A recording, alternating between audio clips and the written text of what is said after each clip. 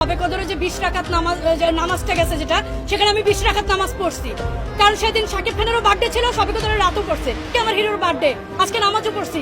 আজকে হিরোর নামটা আগে নিয়ে আমি মোনাজাত ধরবো।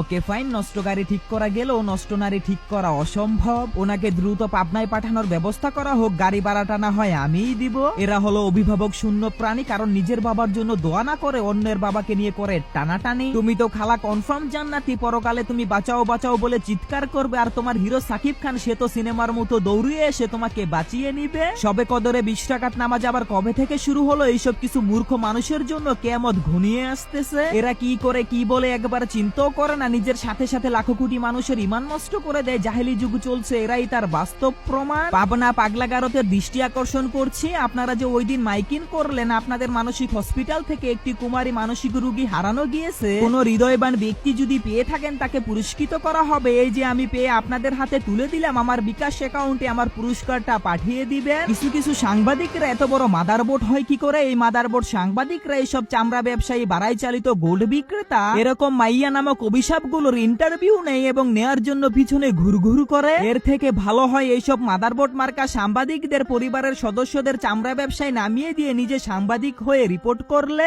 ধন্যবাদ।